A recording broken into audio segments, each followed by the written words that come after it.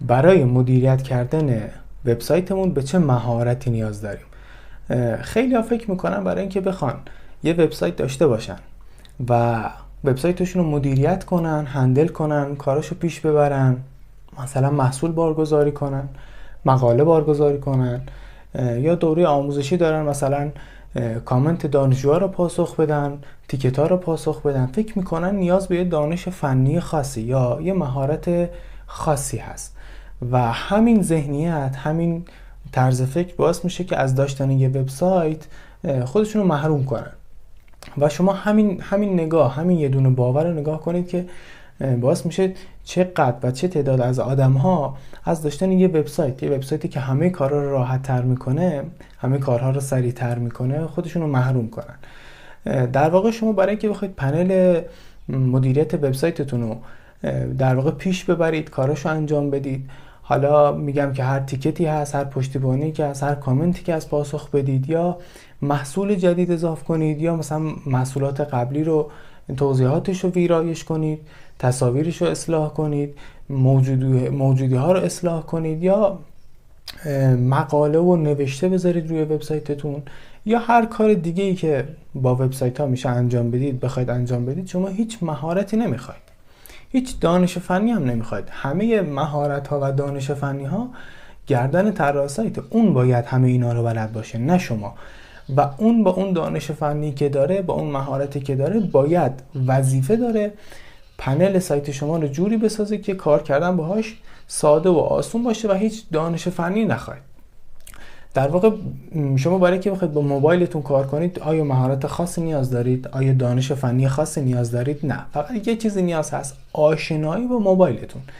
شما وقتی برای اولین بار با سیستم عامل اندروید یا مثلا با iOS روبرو میشید، نه اینکه مهارت کار کردن باهاش ندارید، نه اینکه بلد نیستید، بلکه آشنا نیستید.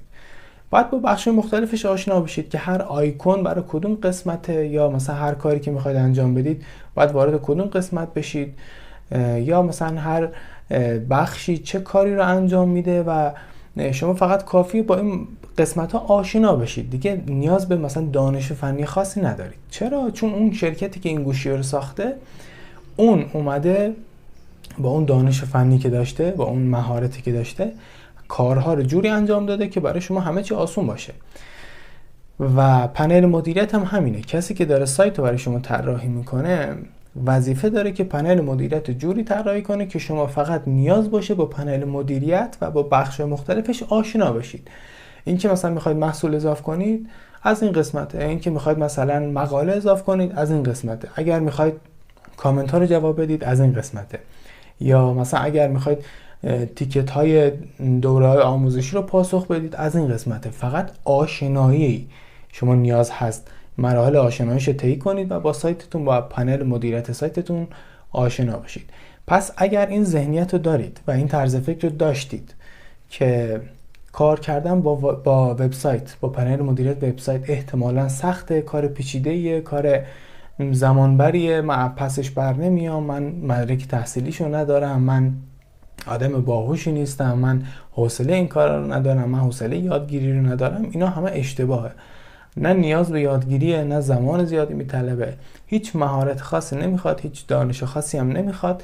اگر هم از کسی اینو شنیدید، بدونید که یه طراح سایتی که اون سایت رو طراحی کرده کوتاهی کرده و پنل مدیریت رو به درستی تحویل نداده، در صورتی که طبیعیش اینه که هر سایتی که طراحی میشه، هم پنل مدیریتش برای مدیر و ادمین طوری ساخته بشه و طراحی بشه که کار کردن با تمام بخش‌ها راحت و آسون باشه که یه بچه 10 ساله هم بتونه باش کار کنه، و همچنین خود وبسایت هم که سمت کاربر و مخاطبه که وارد سایت میشن و از سایت استفاده میکنن، اونم باید همه چیز ساده و آسون باشه که بچه 10 ساله هم بتونه استفاده کنه از اون وبسایت.